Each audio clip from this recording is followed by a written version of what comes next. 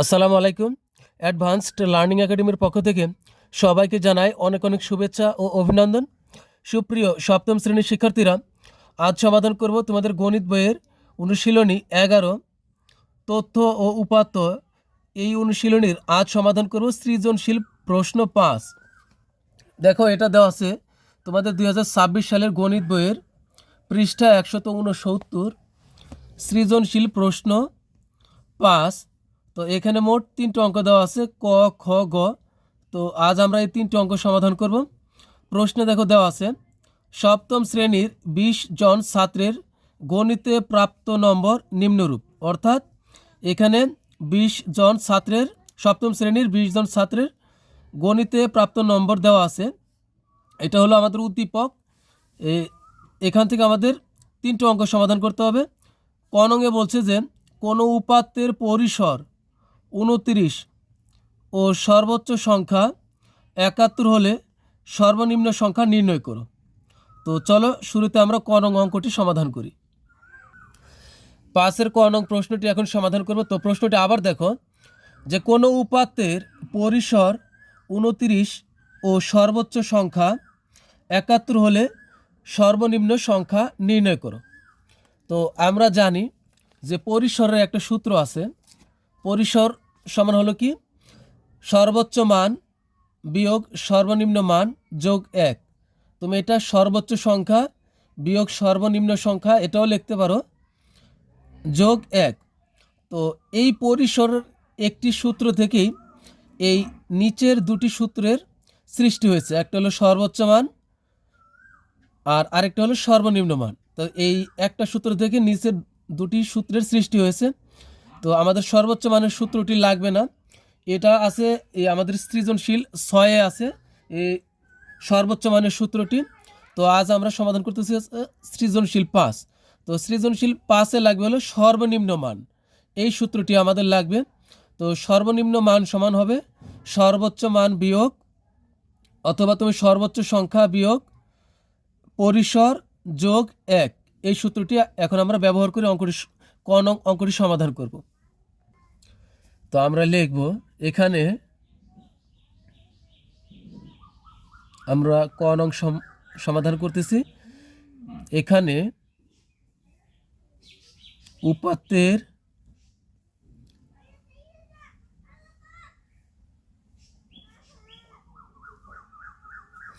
উপাত্তের পরিসর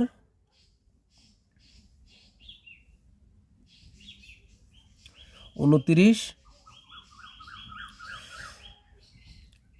এবং সর্বোচ্চ সংখ্যা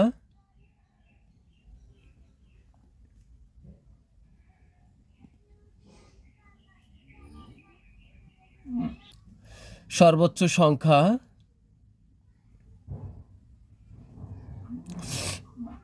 71। তো আমরা জানি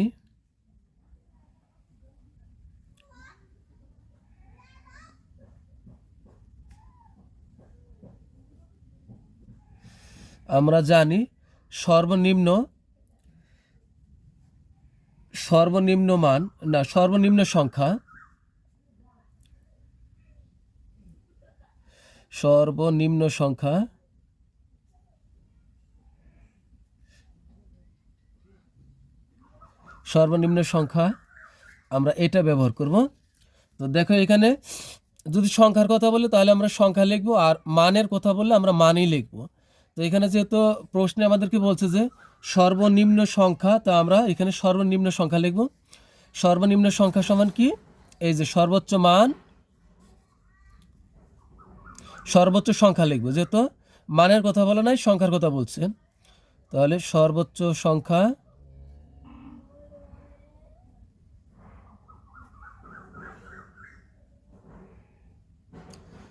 সংখ্যা বিয়োগ পরিসর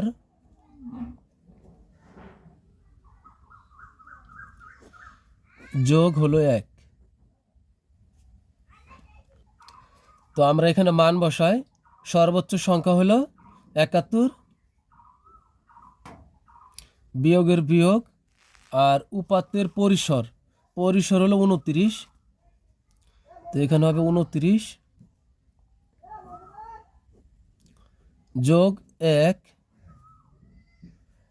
তো 71 থেকে আমরা 29 বিয়োগ করব, 9 আছে 11 পাবো, 2 হলে হাতে থেকে 1, 1 আর 2 3, 3 আছে 4 পাবো, 7 পাবো 4 হলে, আর যোগ এই 1 এর 1 সমান হলো 42, আর 1 যোগ করলে হবে 43। তো এটাই হলো সর্বনিম্ন সংখ্যা। তাহলে এটা হলো আমাদের উত্তর।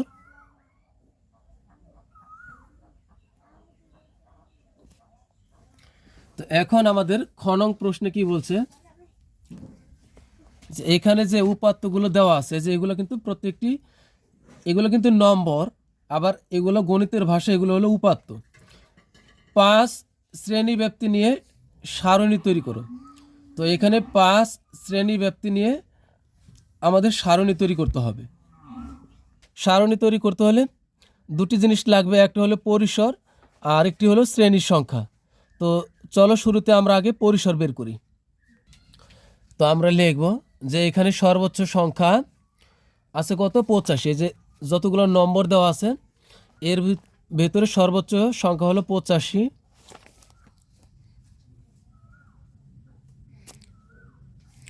সর্বনিম্ন সংখ্যা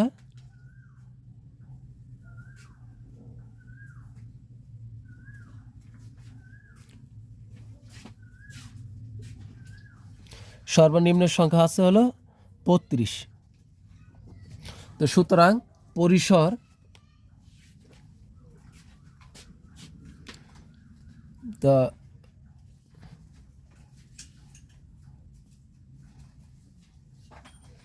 পরিসর সমান কি আমরা জানি, যে সর্বোচ্চ সংখ্যা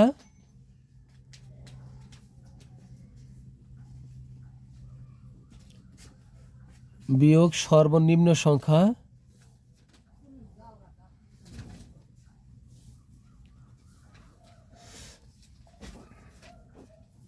যোগ হলো 1। তো এখানে সর্বোচ্চ সংখ্যা হলো কত, সর্বোচ্চ সংখ্যা হলো 85, আর হলো সর্বনিম্ন সংখ্যা হলো 32।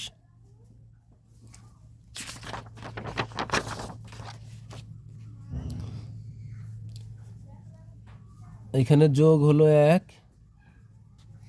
তো 2 আছে 5 পাবো, 3 হইলে 3 আছে 5, 8 পাবো 5 হইলে, যোগ 1 সমান হবে 54। তো এখন আমরা শ্রেণীর সংখ্যা বের করতে পারবো। সুতরাং শ্রেণীর সংখ্যা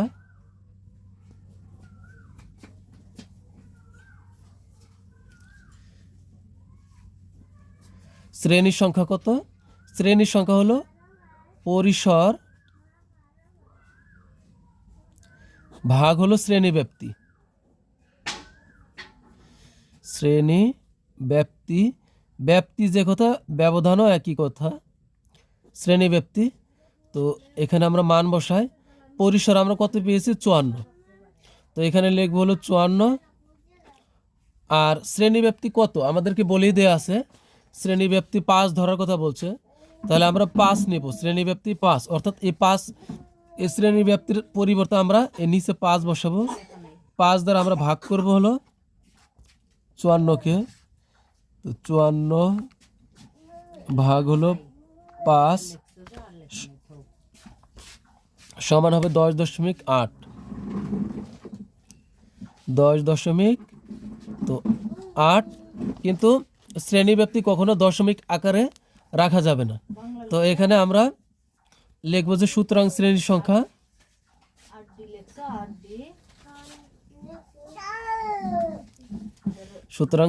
সংখ্যা আমরা একটা পূর্ণ সংখ্যা লিখবো, যে 10.8 পরিবর্তে আমরা লিখবো 11। যদি এখানে বের হতে হলো 9.8, তাহলে লিখতে হইতো 10। যদি বের হয় 5 তাহলে আমাদের লিখতে হবে 6। তো আমাদের শ্রেণীর সংখ্যা হবে 11, অর্থাৎ আমাদের এই সারণী তৈরি করতে হলে শ্রেণীর সংখ্যা হবে 11, আর লেখার জন্য আমাদের আরও একটা ঘর লাগবে, মোট ঘর লাগবে হলে 12টি। অর্থাৎ এখানে দেখো, এই যে আমরা এই যে গণসংখ্যা নিবেশন সারণী এটা, তো এখানে আমাদের প্রকৃত ঘর লাগবে কয়টা, 11টা। তো সারণী তৈরি করতে হলে আমাদের ঘর লাগবে 11টা, আরও একটা এক্সট্রা ঘর লাগবে এই উপরের নামগুলো লেখার জন্য, শ্রেণীব্যাপ্তি বা শ্রেণী ব্যবধান, টালি চিহ্ন, আর গণের সংখ্যা এগুলো লেখার জন্য একটা ঘর লাগবে অতিরিক্ত, অর্থাৎ মোট ঘর লাগবে হলো এভাবে শ্রেণী সংখ্যা, অর্থাৎ এরকম ঘর লাগবে হলো মোট 12টি। তো এখন এখানে আমরা লিখবো হলো শ্রেণী ব্যাপ্তি বা শ্রেণী ব্যবধান। তো শ্রেণী ব্যবধান বা শ্রেণী ব্যাপ্তি এটা লিখতে হয় সর্বনিম্ন সংখ্যা থেকে। তো সর্বনিম্ন সংখ্যা আছে কত? 32। তো তুমি 32 থেকে যদি লেখা শুরু করো তাহলে 32-এর সাথে 32, 33, 34, 35, 36। তো 32, 33, 34, 35, 36 হবে তুমি যদি 32 থেকে শুরু করো, অর্থাৎ 32 সহই গুনতে হবে, তাহলে কিন্তু তোমার জন্য একটু অমিল হয়ে যাবে এই সবগুলো ঘর লেখা। কিন্তু তুমি যদি 31 থেকে লেখা শুরু করো, শ্রেণী ব্যাপ্তি বা শ্রেণী ব্যবধান লেখার নিয়ম হলো তুমি যত থেকে শুরু করবে ওইটা সহই গুনবে। যেমন আমরা 31 থেকে শুরু করব, তাহলে আমাদের মিলবে 32 মোট এখানে থাকলেই হলো। আমি যদি 31 থেকে 35 পর্যন্ত লিখি তাহলে এটার ভিতর তো 32 আছে, তাই তো? তাহলে আমরা 31 থেকে শুরু করব। তো 31 সহই গুনবো, তা 31 সহই 5 গুনবো। তো 31, 32, 33, 34, 35, তাহলে হবে 35 পর্যন্ত যেতে হবে, 31 সহ গুনতে হবে। তো 31 থেকে 35, এরপরে নিচের ঘরে যেতে হবে 35-এর পরে 36। তো 36-এর সাথে 36 সহ গুনবো, 36 থেকে গুনে আমরা 5 অঙ্ক গুনবো, 5টা সংখ্যা গুনবো, 36, 37, 38, 39, 40। তো 36 থেকে হবে 40, এরপর 40-এর পরে এখানে হবে 41, 41 থেকে হবে 45, 45-এর পরে এখানে হবে 46, 46 থেকে হবে 50, 50-এর পরে 51, 51 থেকে হবে 55, 55-এর পরে হবে 56, 56 সহই গুনবো, 56, 57, 58, 59, 60। তো এখানে হবে 60, এরপরে 60-এর পরে 61 থেকে গুনবো, 61 থেকে হবে 65, আর এবার হবে 66 থেকে 70, 71 থেকে হবে 75, আর 76 থেকে হবে 80, আর 81 থেকে হবে 85 পর্যন্ত। তো এখন আমরা এই নম্বরগুলো থেকে আমরা এই ট্যালির চিহ্নের ঘরটা পূরণ করব। অর্থাৎ এখন আমরা এখানে দেখব যে 31 থেকে 35, 36 থেকে 40 এমন নম্বর কয়টি আছে। এভাবে আমরা প্রত্যেকটা ঘরে আমরা একটা করে দাগ দিব। এখানে আছে প্রথমে আছে 50, তো আমরা 50-এর ঘরে যাব। তো 46 থেকে 50, তো এখানে একটা দাগ দিব। এরপরে আছে 60, তো এটা হবে এই 56 থেকে 60, অর্থাৎ 56 সহই গুনবো আমরা, 60 একটা। এরপরে আমরা তোমরা দেখে দেখে পূরণ করে দিবে। তো এখানে আছে 52, তো 51 থেকে 55 এই ঘরে একটা, 62, 61 থেকে 65 এখানে 62, পরে 42, 41 থেকে 45, তো এখানে হবে 42, তারপরে এখানে আছে 32, 31 থেকে 35 এখানে হবে 32, 35, তো এখানেও 35 হবে, 36 এখানে যাবে 36, তারপর 85 শেষের ঘরে, তারপরে হবে 80, 76 থেকে 80, তারপরে 81 এই 81-র ঘরে, 82 এখানেই হবে, তারপরে আছে 47, 46 থেকে 50, 46, 46, 48, 46 থেকে 50 এর ভিতরেই কিন্তু 48 আছে। তারপর 43, 41 থেকে 45 এর ভিতরে আছে 43, 49, 46 থেকে 50 এর ভিতরে আছে 49, তে 4টার বেশি 5টা হলে তখন আমরা এইভাবে টান দিব, 49, তারপরে হলো 50, তারপর হবে 56, 80। তো এইগুলো আমরা সব এখন এখানে ট্যালি যতগুলো আছে আমরা এখানে ঠিক তাই লিখবো গণসংখ্যার ঘরে। এখানে হবে 2, 1, 2, এখানে 6, 1, এখানে 2, তো এই ঘরে কিন্তু কিছুই নাই, তো এখানে আছে 1, এখানে কিছু নয়, শূন্য, এখানে শূন্য, এখানে 2, এখানে হবে 3। আমরা সবগুলো যোগ করব। তো আমরা এগুলো যোগ করি। 2 আর 1 3, 3 আর 2 5, 5 আর 6 11, 12, 13 14, 15, 15 আর 2 হলো 17, আর 3 হলো 20। তার মানে হলো মোট হলো 20। কারণ 20 জন ছাত্রের প্রাপ্ত নম্বর দেওয়া আছে গণিতে, তাহলে মোট হলো 20। তো এটা কিন্তু আমাদের এই সারণী তৈরি হলো। এখন দেখো এটা কিন্তু ক নং প্রশ্নের সমাধান। তো না, সরি, খ নং প্রশ্নের সমাধান। এখন গ নং প্রশ্নে বলছে যে প্রাপ্ত সারণী থেকে আয়তলেখ অঙ্কন করো। তো আয়তলেখ অঙ্কনের জন্য কিন্তু আমাদের অবিচ্ছিন্ন শ্রেণীব্যাপ্তি লাগবে। তো আমরা এই সারণী থেকে নিয়েই আমরা অবিচ্ছিন্ন শ্রেণীব্যাপ্তির জন্য আমরা আলাদা আরেকটা সারণী বানাবো। এখন গ নং প্রশ্নে আয়তলেখ অঙ্কনের জন্য প্রয়োজনীয় সারণী তৈরি করব। তো এটি তৈরি করার জন্য পূর্বের মতোই আমরা যেমন 5 শ্রেণী ব্যাপ্তি নিয়ে গণসংখ্যা নিবেশন সারণী তৈরি করেছিলাম, খ নং প্রশ্নে এখানে আমাদের শ্রেণী সংখ্যা লেগেছিল হলো মোট 12টি, অর্থাৎ এইভাবে আমাদের মোট ঘর লেগেছিল 12টি। তো এখানেও আমাদের 12টি শ্রেণী সংখ্যা লাগবে। তো এখানে আগে লেগেছিল শ্রেণী ব্যাপ্তি, আর এরপরে এখানে ছিল ট্যালি চিহ্ন, কিন্তু এখন আর ট্যালি চিহ্ন এখানে লাগবে না, এখানে লাগবে অবিচ্ছিন্ন শ্রেণীব্যাপ্তি। সর্বদা মনে রাখবে, আয়তলেখ অঙ্কনের জন্য অবিচ্ছিন্ন শ্রেণীব্যাপ্তি লাগবেই। আর গণসংখ্যা পূর্বের মতোই এখানে এই খ নং প্রশ্নে যেমন গণসংখ্যা যা ছিল এখানে ঠিক তাই আমি উঠাইছি। আর শ্রেণীব্যাপ্তি আগে যা ছিল বা শ্রেণী ব্যবধান আগে যা ছিল এখানেও ঠিক তাই লাগবে, কিন্তু এখানে অবিচ্ছিন্ন শ্রেণীব্যাপ্তি লাগবে। তো অবিচ্ছিন্ন শ্রেণী ব্যাপ্তি আমরা কিভাবে বের করব? তো এখানে দেখো আছে 31। তো আমরা এখান থেকে হাফ বাদ দিব, অর্থাৎ 0.5 বাদ দিব, বিয়োগ করব।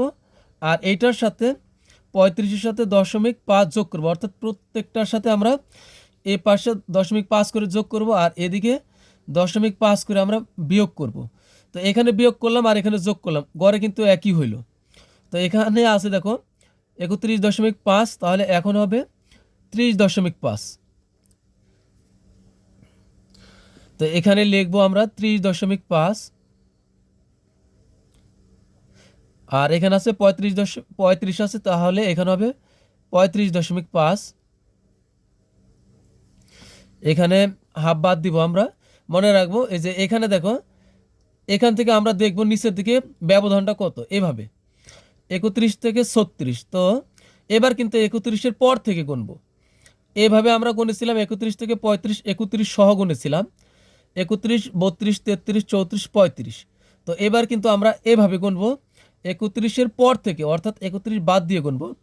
31-এর পর 31, 32, 33, 34, 35, 36, আর 36-এর পরে 5 যোগ করলে হবে 41, 41-এর সাথে 5 যোগ করলে হবে 46। তাহলে আমরা এভাবে আমরা 5 করে যোগ করলে হবে, একটা বের করলে হবে 30.5। তাহলে এখানে হবে 35.5, এখানে হবে 40.5, এখানে 45.5, এখানে হবে 50.5,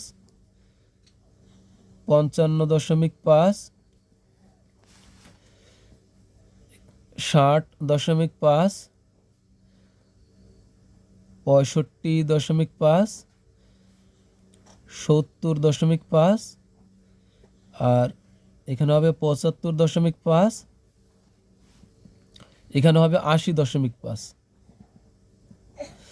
এখন আমরা আবার এদিকে মিল করব, এদিকে এটার সাথে এখানে এই 40-এর সাথে আমরা প্রত্যেকটার সাথে 5.5 করে যোগ করব। 40 আছে, এখানে হবে 40.5, 45, তাহলে 45.5, 45.5, এখানে হবে 50.5, 55.5, 60.5। তো আমরা এইভাবে সবশেষে আমাদের গিয়ে এখানে শেষ হবে 85.5-এ গিয়ে। তোমরা এইভাবে লিখে নেবে অর্থাৎ ৮০.৫ থেকে ৫ যোগ করলে এখানে হবে ৮৫.৫, অর্থাৎ এখানে ৮১ থেকে ০.৫ বাদ দিলে হবে ৮০.৫, আর এরপরে এই ৮৫-র সাথে আমরা ০.৫ যোগ করলে হবে ৮৫.৫-এর সাথে ০.৫ যোগ করলে হবে ৮৫.৫। তো আমরা এইভাবে অবিচ্ছিন্ন শ্রেণীব্যাপ্তি আমরা এই ঘরটা আমরা পূরণ করব। আর গণসংখ্যা আগে যা ছিল এখানে ঠিক তাই।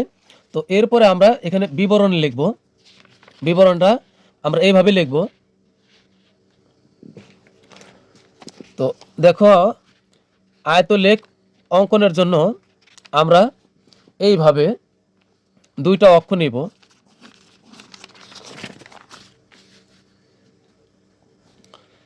এখানে আমরা দুইটা অক্ষ নিব।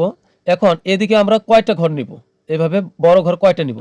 এখানে দেখো, এখানে আছে হচ্ছে, দেখো এই শুরুর থেকে ১ ২ ৩ ৪ ৫ ৬ ৭ ৮ ৯ ১০, এই ১১, আর এরপরে শেষে গিয়ে এই যে সংখ্যাটা থাকবে ৮৫.৫ এর জন্য নেব একটা। অর্থাৎ আমরা এইভাবে আসবো, এইভাবে এসে এদিকে যাব, অর্থাৎ এই পর্যন্ত হবে। এভাবে মোট ১১টা, আর এরপরে হবে এই একটা, তাহলে হবে ১২টা। তো আমরা কোন জায়গা থেকে গুনবো ১২টা? তো ১২টা আমরা গুনবো ঠিক এখান থেকে শুরু করব। অর্থাৎ এটা কিন্তু ভাঙা চিহ্ন, এই ভাঙা চিহ্নর ঠিক এই মাথা থেকে শুরু করব গোনা। ১ ২ ৩ ৪ ৫ ৬ ৭ ৮ ৯ ১০ ১১ এই ১২। তো এটা হলো একটা রেখা, এটার নাম দিব আমরা এটা এখানে লিখব ক্যাপিটাল লেটারের এক্স, আর এখানে লিখব এক্স প্রাইম। আর এরপর আমরা আরেকটা রেখা অঙ্কন করব এইভাবে খারাপভাবে। এই উপরে দিব ওয়াই, আর নিচে দিব হলো ওয়াই প্রাইম। তো তো আমরা এই মাথাতেও অ্যারো চিহ্ন দেব এরকম, আবার এই মাথাতেও আমরা এভাবে অ্যারো চিহ্ন দিব। ওয়াই অক্ষেও ঠিক এখানে হবে ওয়াই, আর নিচে হবে ওয়াই প্রাইম হবে। এখানেও আমরা অ্যারো চিহ্ন দিব, আর এখানে আমরা এভাবে ভাঙ্গা চিহ্ন দিব। প্রথম এই বড় একটা ঘর ভাঙ্গা চিহ্ন দিব। তো আমরা কিন্তু সম্পূর্ণ অঙ্কন করি নাই। তো এখন আমরা বিবরণটা এটা থেকে আমরা সহজেই লিখতে পারবো। তো এদিকে আমরা লিখব হলো অবিচ্ছিন্ন শ্রেণীব্যাপ্তি। সবসময় আমরা এই ভূমির সমতলে যে রেখা এটা আমরা লিখব, এটার নাম দেব অবিচ্ছিন্ন শ্রেণীব্যাপ্তি। অর্থাৎ এটা হবে এক্স অক্ষ, অবিচ্ছিন্ন শ্রেণীব্যাপ্তি।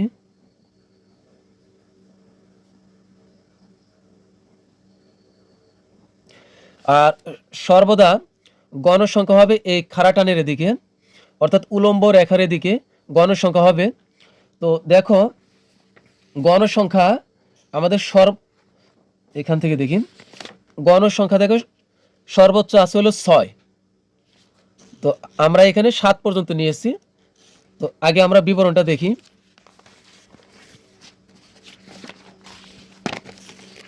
বিবরণটা আমরা এই আয়তলেখ অঙ্কনের জন্য প্রয়োজনীয় সারণীর পরে আমরা বিবরণ দিব।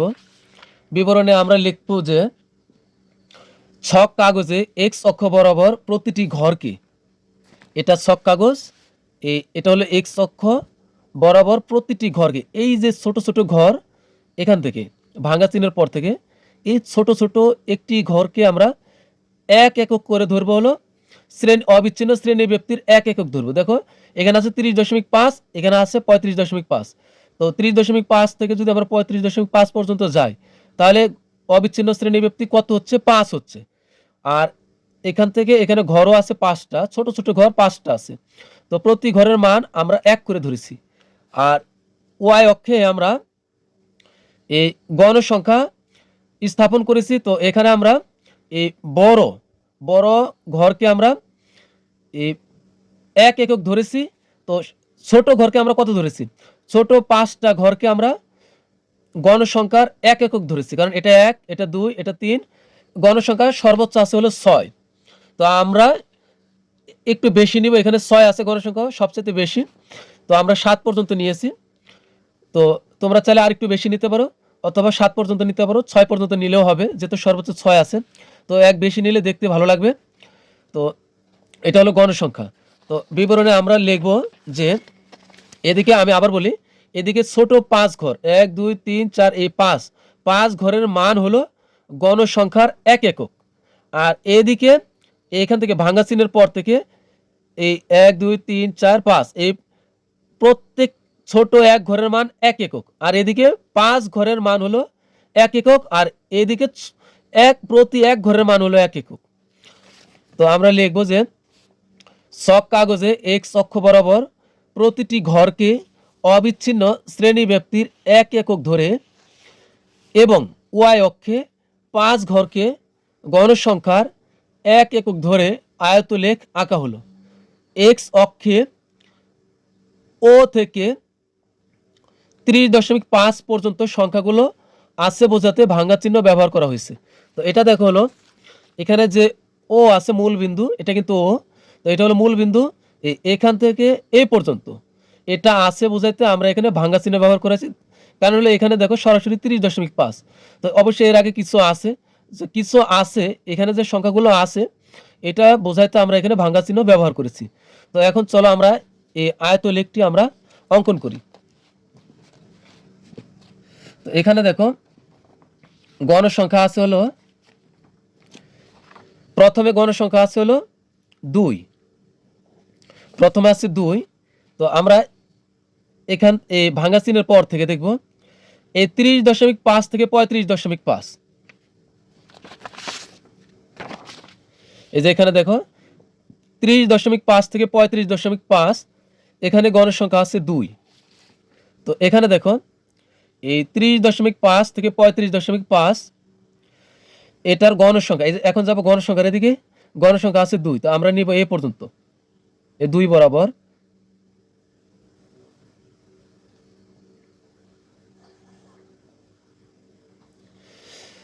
তোমরা এগুলোই, ও সবচাইতে বড় কথা আমি কিন্তু এখানে সব কিছু কলম দিয়ে করতেছি তোমাদের জানো যেন তোমরা দেখতে পারো সহজে।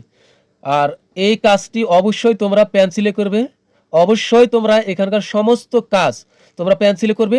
আর এখানের যে কাজগুলো আছে এগুলো তোমরা কলম দিয়েই করবে, কিন্তু এগুলা তোমরা স্কেল দিয়ে আঁকতে গেলে অনেক সময় লেগে যাবে, তোমরা হাত দিয়েই আঁকবে, একটু বাঁকা হলে সমস্যা নেই। তো এরপরে দেখো এই এখানে 35.5 থেকে 40.5 গণসংখ্যা আছে হলো 1। তো এই 35.5 থেকে 40.5 এখানে হবে 1, তাহলে আমরা এই পর্যন্ত নেব।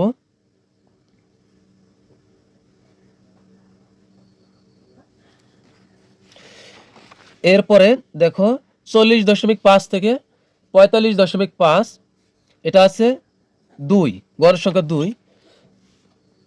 এর 40.5 থেকে 45.5 এই যে গণসংখ্যা হবে 2, এই যে গণসংখ্যা বরাবর 2, তো আমরা এই যে এখানে নিব। এরপরে এগুলো আমরা যোগ করে দিব এইভাবে।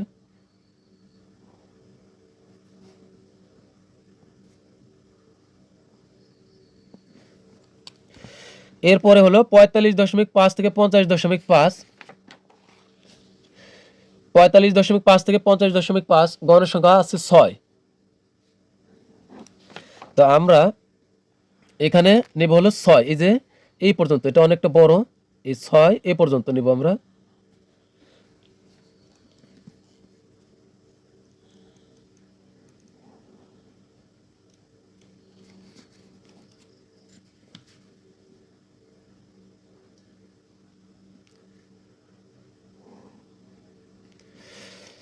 এরপরে হলো 50.5 থেকে 55.5, 50.5 থেকে 55.5 গণসংখ্যা 1। তো আমরা এই এই 1 বরাবর যাব এখান থেকে এটা।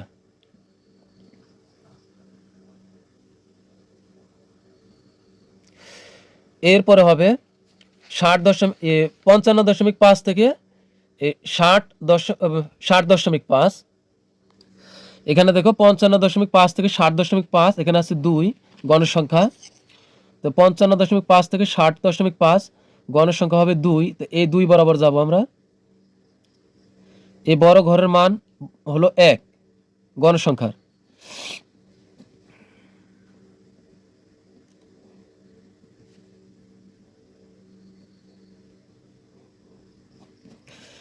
এরপরে হলো 60.5 থেকে 65.5, 60.5 থেকে 65.5। এখানে দেখো গণসংখ্যা আছে 1, এখানে হবে এই 1 এ পর্যন্ত। এই 60.5 থেকে 65.5 1।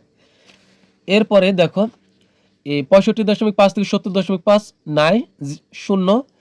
আর 70.5 থেকে 75.5 এখানে 0। তো এই দুই ঘরে কিছুই থাকবে না, এই ঘর আর এই ঘর বাদ। এরপরে দেখো 75.5 থেকে 80.5 আছে 2। তো 75.5 থেকে 80.5, তো এখানে হবে 2। তো এই পর্যন্ত হবে।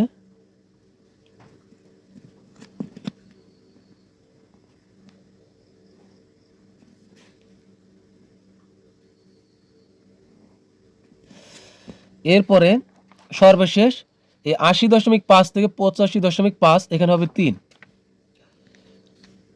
তো এটা হচ্ছে এই পর্যন্ত 3, এই যে 3 সোজাসুজি এই পর্যন্ত।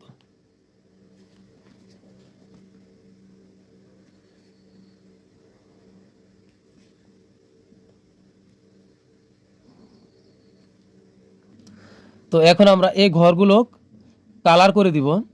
তো কালার করতে সময় বেশি লাগলে তুমি এইভাবে যদি করে দাও তবে কিন্তু হবে। তো তোমার হাতে যদি সময় থাকে তাহলে তুমি কালার করে দিবে এইভাবে। আর যদি সময় না থাকে, এটা করতে কিন্তু অনেক সময় লাগবে, সময় না থাকলে তুমি শুধু এভাবে দাগ দিয়ে দিলে হবে।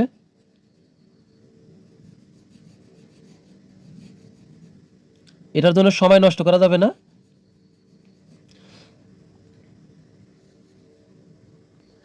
তো আমরা এইভাবে কালার করব। যদি কালার করতে সময় বেশি লাগে তুমি এইভাবে একটু বড় বড় দাগ দিলেও হবে, সমস্যা নেই।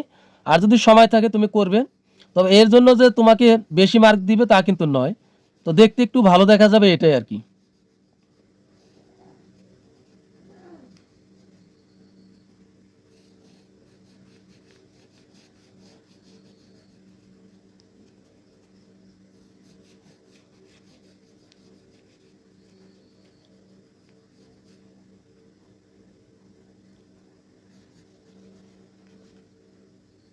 এখানে একটা কাজ বাকি আছে, এই যে শ্রেণী ব্যক্তি, অবিচ্ছিন্ন শ্রেণী ব্যক্তি, এরপরে এরকম এরোর মতো দাগ দিয়ে দিবে।